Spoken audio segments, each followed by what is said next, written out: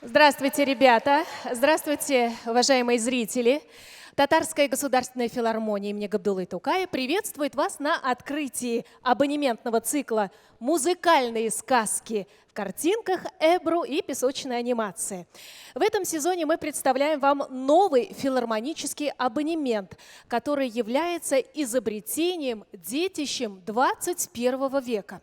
Ведь этот проект совершенно уникальный, поскольку он рожден на стыке 3 видов искусств. Первое – изобразительное искусство, когда на ваших глазах здесь и сейчас рождаются красочные картины в технике эбру, то есть рисование красками на воде, и в технике песочная анимация. Второй вид искусства – художественное слово. Спектакли основаны на сюжетах детских рассказов и повестей. Сегодня это замечательная история из детского рассказа «Корзина с еловыми шишками» советского писателя Константина Паустовского. И, наконец, третий вид искусства – это музыка, это живое музыкальное сопровождение. И сейчас на сцене появятся авторы этого проекта – Московский ансамбль русских народных инструментов «Русская рапсодия», руководитель ансамбля Евгений Волчков. Рассказ Константина Паустовского читает Ольга Егорова, анимация на воде в технике эбру Алина Трофимова. Спектакль «Корзина с еловыми шишками» пройдет в 2 отделениях с небольшим антрактом. Итак, друзья, мы начинаем!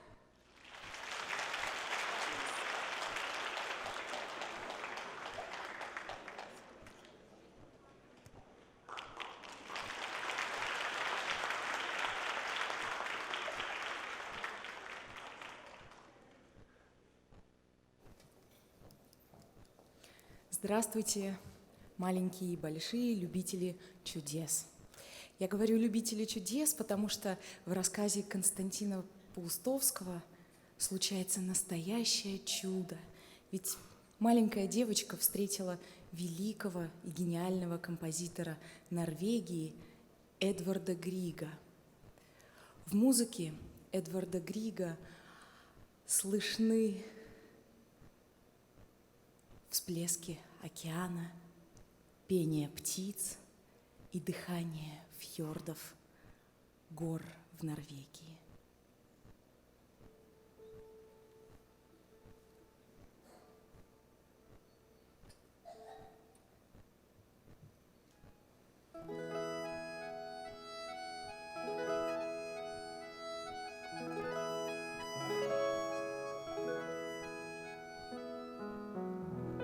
Все леса хороши, с их грибным воздухом и шелестом листьев. Но особенно хороши горные леса около моря. В них слышен шум прибоя.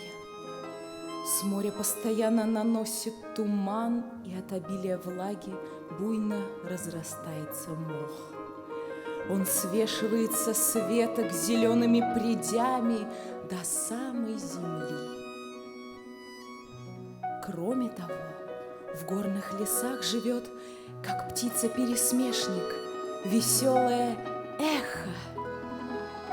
Оно только и ждет, чтобы подхватить любой звук и швырнуть его через скалы. Стояла осень. Если бы можно было собрать все золото и медь, какие есть на земле, и выковать из них тысячи тысяч тоненьких листьев, то они составили бы ничтожную часть того осеннего наряда, что лежал на горах. К тому же кованые листья показались бы грубыми в сравнении с настоящими, особенно с листьями осины. Всем известно, что осиновые листья дрожат даже от птичьего свиста.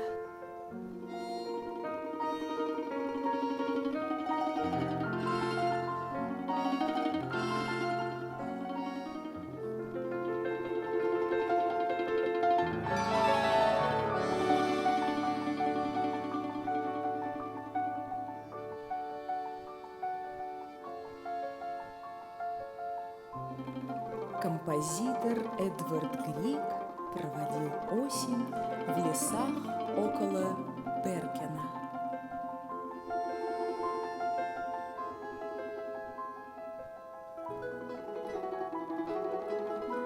Однажды Григ встретил в лесу маленькую девочку с двумя косичками, дочь лесника. Она собирала в корзину еловые шишки.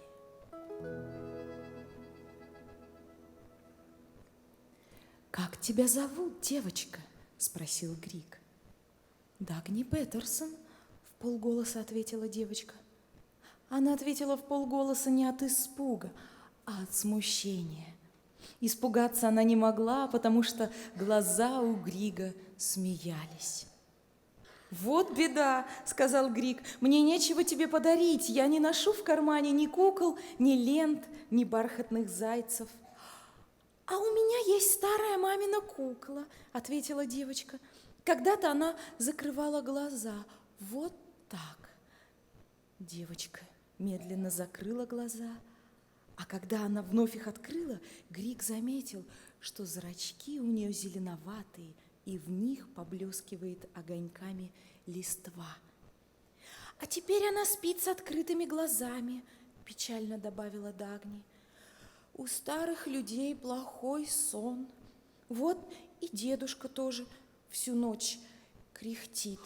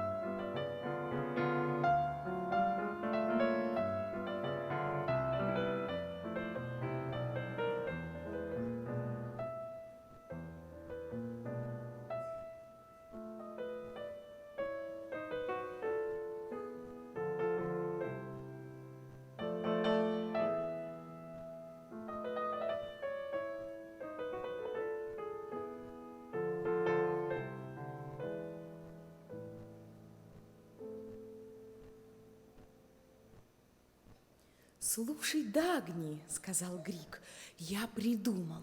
Я подарю тебе одну вещь, очень интересную вещь, но только не сейчас, а лет через 10. Дагни даже всплеснула руками. «Ой, как долго! Понимаешь, мне нужно ее еще сделать». «А что это такое?» «Узнаешь потом». «Разве за всю свою жизнь, — строго спросила Дагни, — вы можете сделать всего 5 или 6 игрушек?» Григ смутился. «Да нет, это не так, — неуверенно возразил он. Я сделаю ее, может быть, за несколько дней, но такие вещи не дарят маленьким детям. Я делаю подарки для взрослых».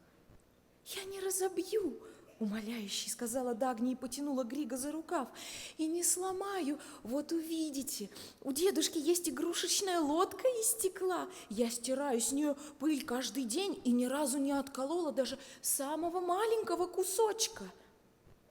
«Она совсем меня запутала, это Дагни», — подумал с досадой Григ и сказал то, что всегда говорят взрослые, когда попадают в неловкое положение перед детьми. «Ты еще маленькая и многого не понимаешь. Тебе нужно учиться терпению.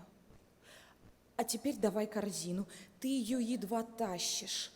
Я провожу тебя, и мы поговорим о чем-нибудь другом. Дагни вздохнула и протянула Григу корзину. Она действительно была тяжелая. В еловых шишках много смолы, и потому они весят гораздо больше сосновых.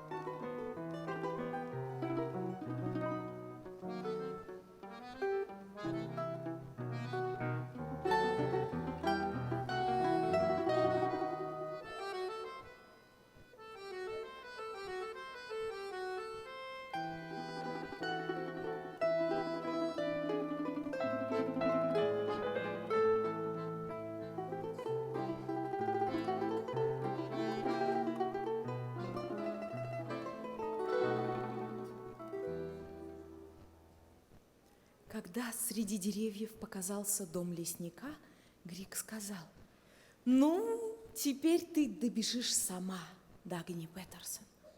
Постой, в Норвегии много девочек с таким именем и фамилией, как у тебя. Как зовут твоего отца?» «Хагеруп», ответила Дагни и, наморщив лоб, спросила: «А разве вы не зайдете к нам? У нас есть вышитая скатерть, рыжий кот и стеклянная лодка. Дедушка позволит вам взять ее в руки».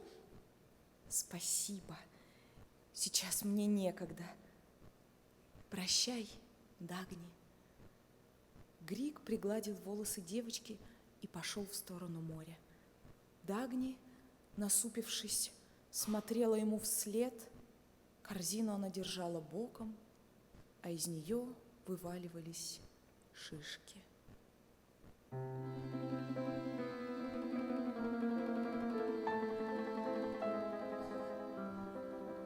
«Я напишу музыку», — решил Григ. «На заглавном листе я прикажу напечатать: Дагни Петерсон, дочери лесника Хагерупа Петерсона, когда ей исполнится 18 лет».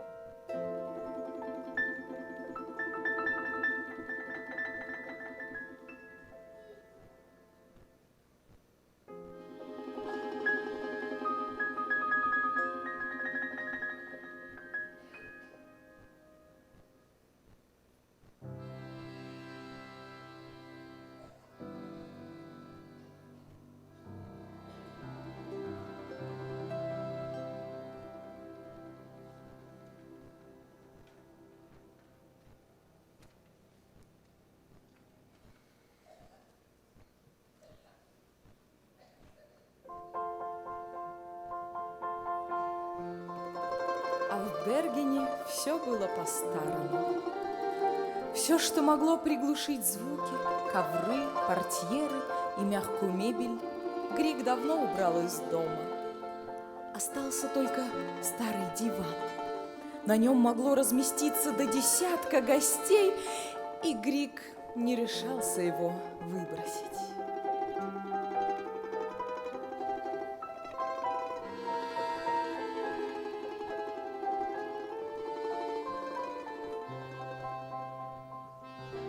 Друзья говорили, что дом композитора похож на жилище дровосека.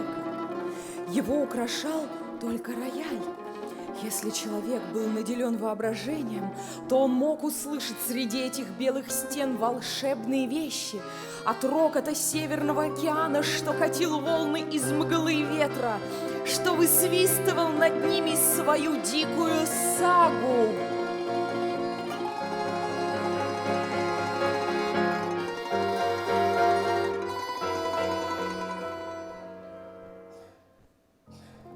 Песни девочки, баюкающей тряпичную куклу.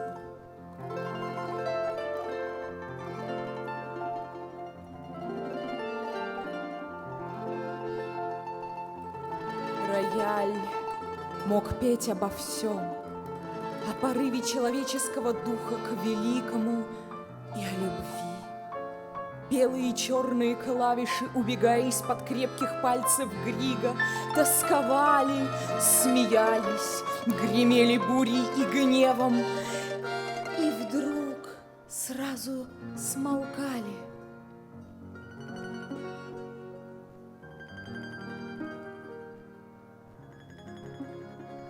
Тогда в тишине еще долго звучала только одна маленькая струна, будто это плакала Золушка, обиженная сестрами. Григ, откинувшись, слушал, пока этот последний звук не затихал на кухне, где с давних пор поселился Сверчок.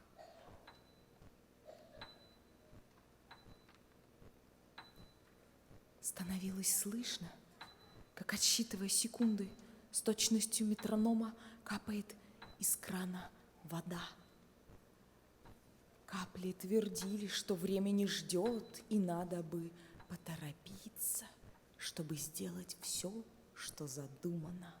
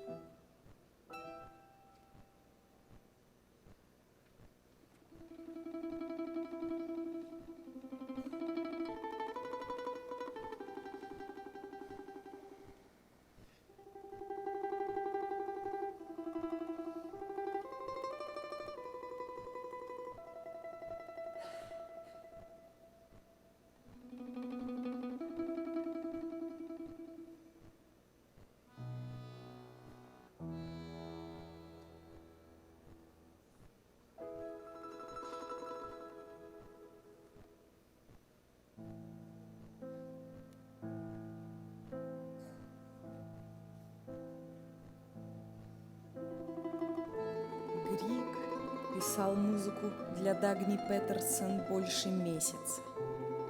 Началась зима, туман закутал город по горло. Заржавленные пароходы приходили из разных стран и дремали у деревянных пристаней, тихонько посапывая паром. Вскоре пошел снег. Грик видел из своего окна, как он косо летел, цепляясь за верхушки деревьев. Невозможно, конечно, передать музыку словами, как бы ни был богат наш язык.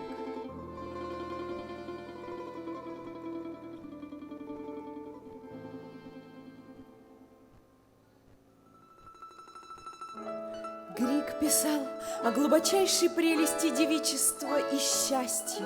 Он писал и видел, как навстречу ему бежит, задыхаясь от радости, девушка с зелеными сияющими глазами. Она обнимает его за шею и прижимается горячей щекой к его седой, небритой щеке. «Спасибо!» — говорит она, сама еще не зная, за что она благодарит его. «Ты как солнце!» — говорит ей Грик, как нежный ветер и раннее утро. У тебя на сердце расцвел белый цветок и наполнил все твое существо благоуханием весны. Я видел жизнь. Что бы тебе ни говорили о ней, верь всегда, что она удивительна и прекрасна.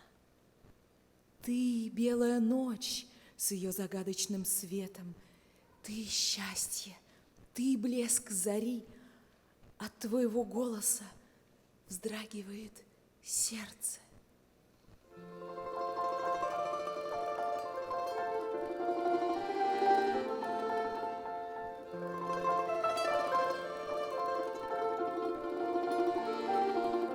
Да будет благословенно все, что окружает тебя, что прикасается к тебе и к чему прикасаешься ты, что радует тебя и заставляет задуматься.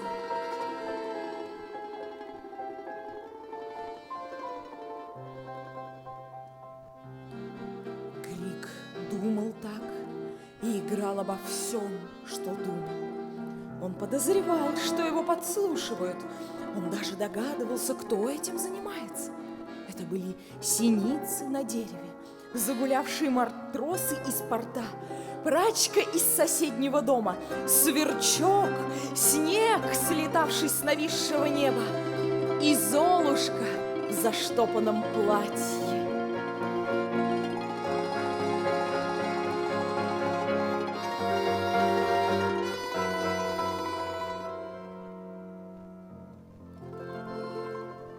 Но каждый слушал по-своему. Синицы волновались. Как они не вертелись, их трескотня не могла заглушить рояля. Загулявшие матросы рассаживались на ступеньках дома и слушали, всхлипывая. Прачка разгибала спину, вытирала ладонью покрасневшие глаза и покачивала головой. Сверчок вылезал из трещины в кафельной печке и поглядывал в щелку за Гриком. Падавший снег останавливался и повисал в воздухе,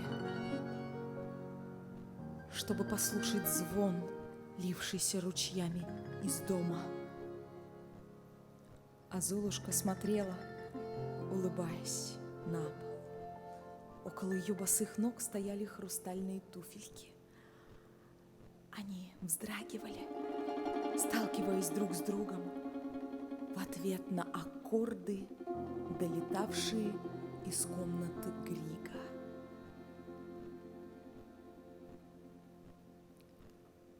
Этих слушателей Грик ценил даже больше, чем нарядных и вежливых посетителей концертов.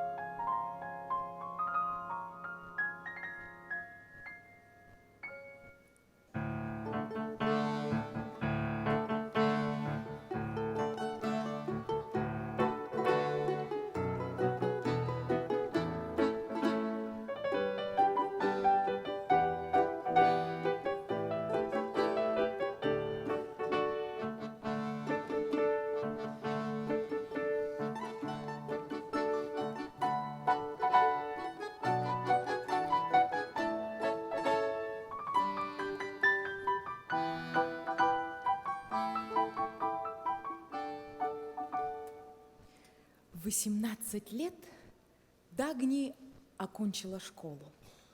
По этому случаю отец отправил ее в христианию погостить к своей сестре Магде. Пускай девочка, ведь отец считал ее еще девочкой, хотя Дагни была уже стройной девушкой с тяжелыми русыми косами, посмотрит, как устроен свет, как живут люди, и немного повеселится. Кто знает, что ждет Дагни в будущем. Может быть, честный и любящий, но скуповатый и скучный муж, или работа продавщицы в деревенской лавке, или служба в одной из многочисленных пароходных контор в Бергене. Магда работала театральной портнихой. Муж ее, Нильс, служил в том же театре парикмахером. Жили они в комнатушке под крышей театра. Оттуда был виден пестрый от морских флагов залив и памятник Ибсену. Пароходы весь день покрикивали в открытые окна. Дядюшка Нильс так изучил их голоса, что, по его словам, безошибочно знал, кто именно гудит.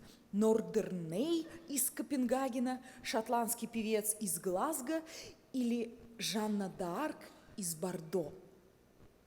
В комнате у тетушки Магды было множество театральных вещей: парчи, шелка, тюля, лент, кружев, старинных фетровых шляп с черными страусовыми перьями, цыганских шалей, седых париков, ботфорд с медными шпорами, шпаг, вееров и серебряных туфель, потертых на сгибе. Все это приходилось подшивать, чинить, чистить и гладить. На стенах висели картины, вырезанные из книг и журналов, кавалеры времен Людовика XIV, красавицы в кринолинах, рыцари, русские женщины в сарафанах и кокошниках, матросы и викинги с дубовыми венками на головах. В комнату надо было подниматься по крутой лестнице. Там всегда пахло краской и лаком от позолоты.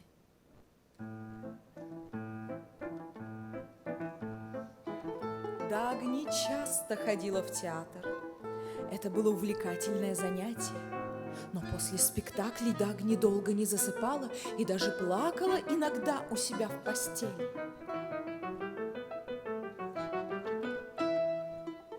Напуганная этим, тетушка Магда успокаивала Дагни. Она говорила, что нельзя слепо верить тому, что происходит на сцене. Но дядюшка Нильс обозвал Магду за это наседкой и сказал, что наоборот, в театре надо верить всему. Иначе людям не нужны были бы никакие театры.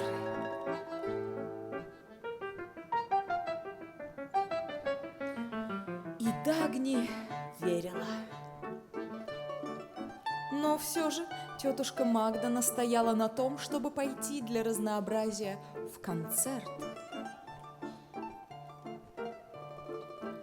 Нильс против этого не спорил.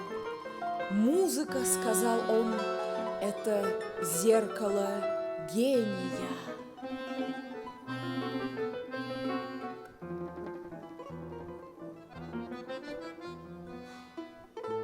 Нильс любил выражаться возвышенно и туманно. О Дагне он говорил, что она похожа на первый аккорд увертюры, а у Магды, по его словам, была колдовская власть над людьми. Выражалась она в том, что Магда шила театральные костюмы. А кто же не знает, что человек каждый раз, когда надевает новый костюм, совершенно меняется. Вот так оно и выходит, что один и тот же актер вчера был королевским шутом, а завтра народным героем.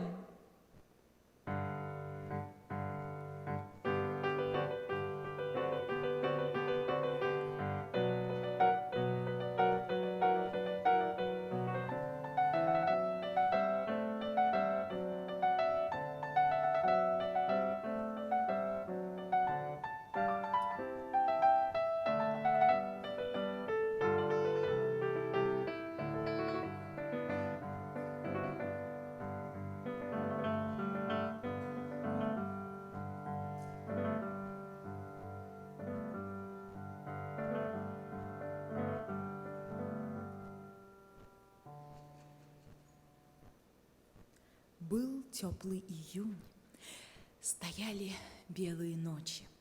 Концерты проходили в городском парке под открытым небом. Дагни пошла на концерт вместе с Магдой и Нильсом. Она хотела надеть свое единственное белое платье, но Нильс сказал, что красивая девушка должна быть одета так, чтобы выделяться из окружающей обстановки. В общем, длинная его речь по этому поводу сводилась к тому, что в белые ночи надо быть обязательно в черном и наоборот, в темные сверкать белизной платья.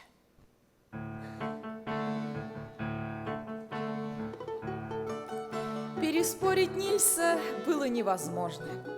И Дагни надела черное платье из шелковистого мягкого бархата. Платье это Магда принесла из костюмерной.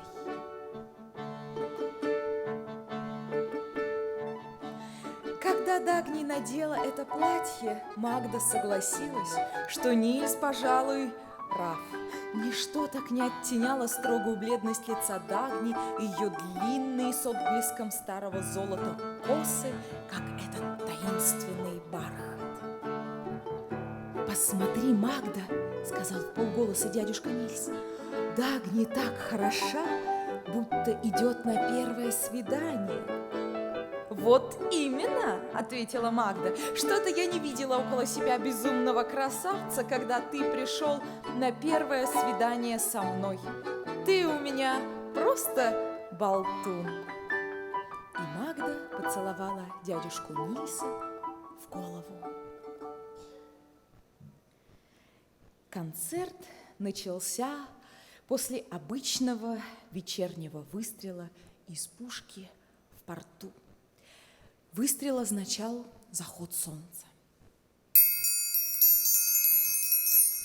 Добрый вечер, уважаемые дамы и господа. Наш концерт сегодня посвящен творчеству величайшего композитора Норвегии Эдварда Грига. И первым номером программы вы услышите романс «Заход солнца».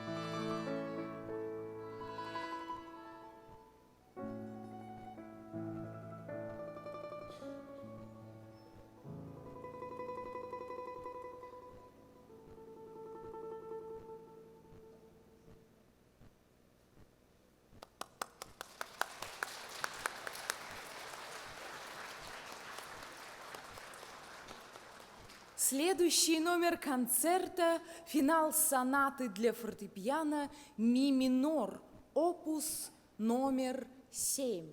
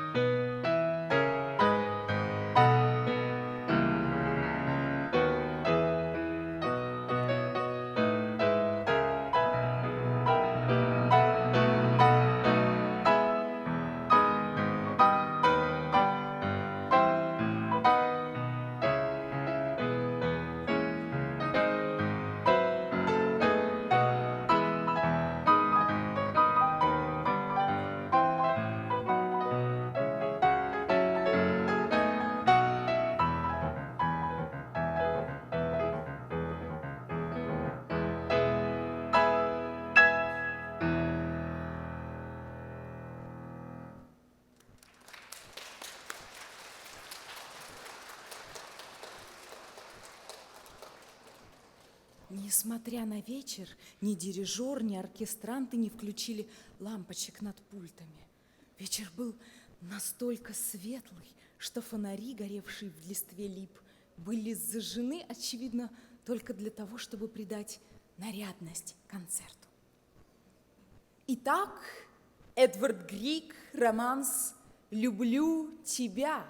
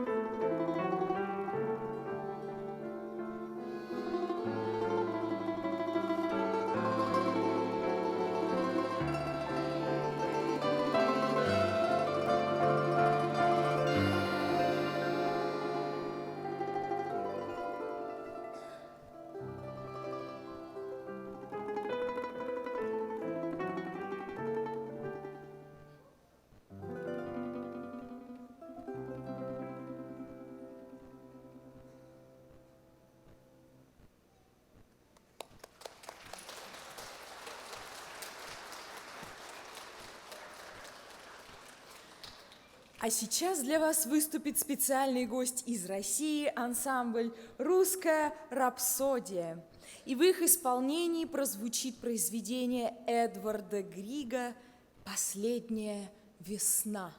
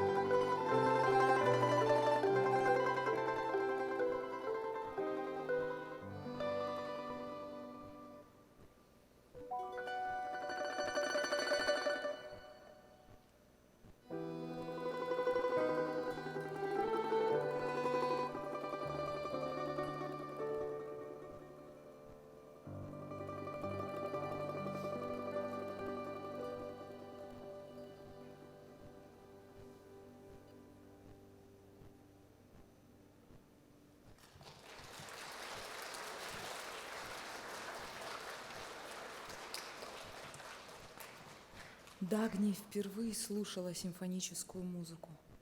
Она произвела на нее странное действие. Все переливы и громы оркестра вызывали у Дагни множество картин, похожих на сны.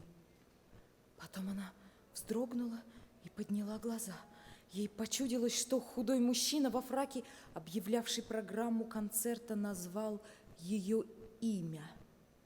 «Это ты меня звал, Нильс?» — спросила Дагни дядюшку Нильса, взглянула на него и сразу же нахмурилась.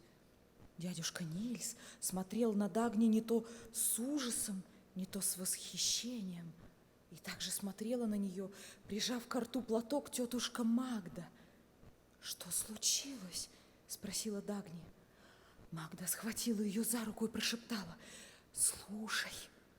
Тогда Дагни услышала, как человек во фраке сказал: «Слушатели из последних рядов просят меня повторить.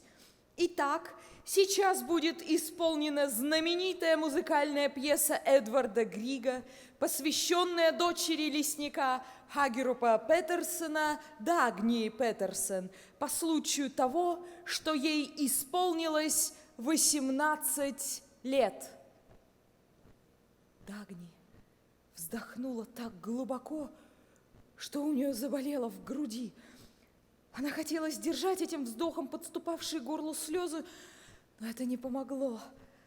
Дагни нагнулась и закрыла лицо ладонями. Сначала она ничего не слышала. Внутри у нее шумела буря. Потом она, наконец, услышала, как поет ранним утром пастуший рожок.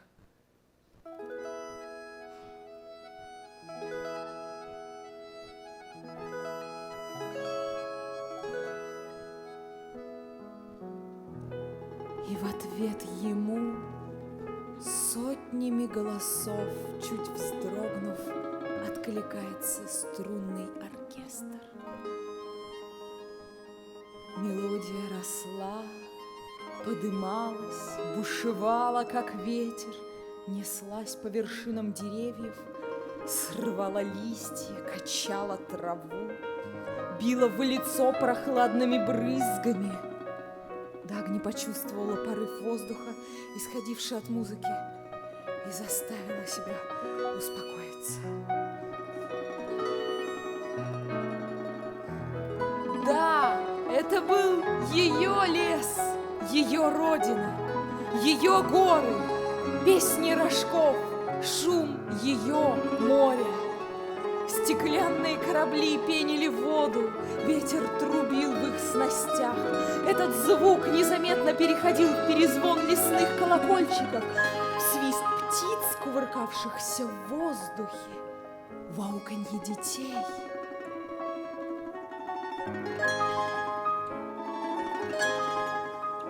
В песню о девушке в ее окно любимый бросил на рассвете горсть песку.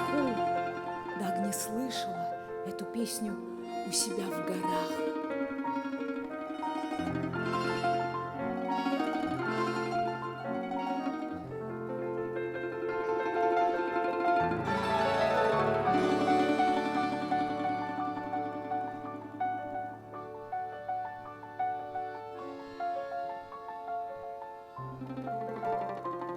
Так значит, это был он? Тот седой человек, что помог ей донести до дому корзину с еловыми шишками. Это был Эдвард Григ, волшебник и великий музыкант. И она его укоряла, что он не умеет быстро работать. Так вот тот подарок, что он обещал сделать ей через 10 лет. Дагни плакала, не скрываясь, слезами благодарности. К тому времени музыка заполнила все пространство между землей и облаками, повисшими над городом. От мелодических волн на облаках появилась легкая рябь. Сквозь нее светили звезды. Музыка уже не пела, она звала. звала за собой в ту страну, где никакие горести не могли охладить любви, где никто не отнимает друг у друга счастье, где солнце горит, как корона в волосах сказочной доброй волшебницы. В наплыве звуков вдруг возник знакомый голос. «Ты счастье», — говорил он, — «ты блеск зари». Музыка стихла, сначала медленно, потом, все разрастаясь, загремели аплодисменты.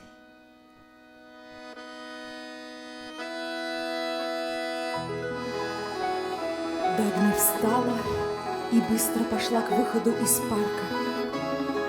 Она шла по пустынным улицам и не замечала, что следом за ней, стараясь не попадаться ей на глаза, шел Нильс, посланный Магдой.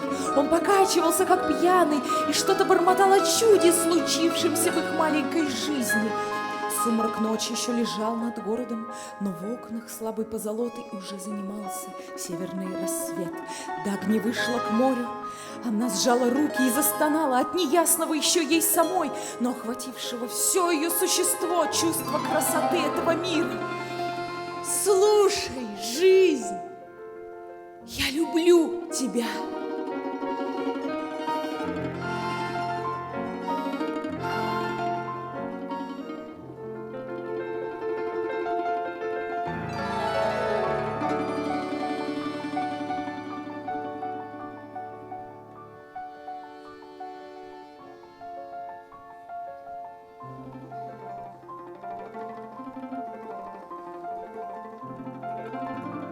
И она засмеялась, глядя широко открытыми глазами на огни пароходов.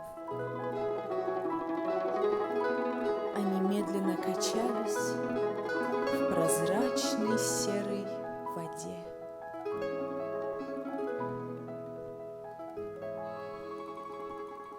Нильс, стоявший поодаль, услышал ее смех и пошел домой. Теперь он был спокоен за Дагни. Теперь он знал, что ее жизнь не пройдет даром.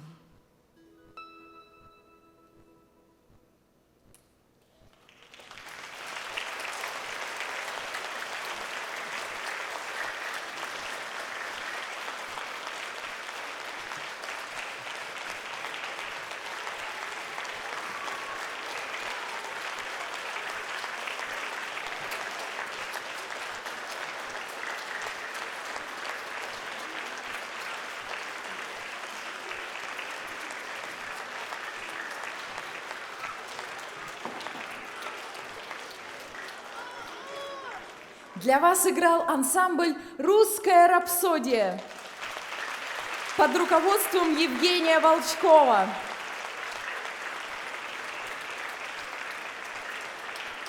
Для вас рисовала художник Алина Трофимова.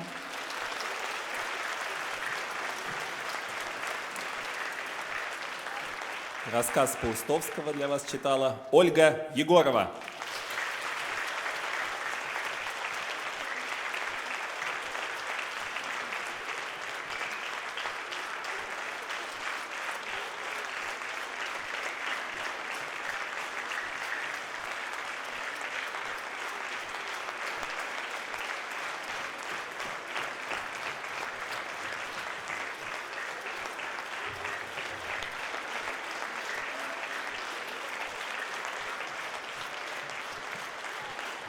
Мы ждем вас в следующем году, в январе, где вы услышите замечательный рассказ Виктора Драгунского «Денискины рассказы».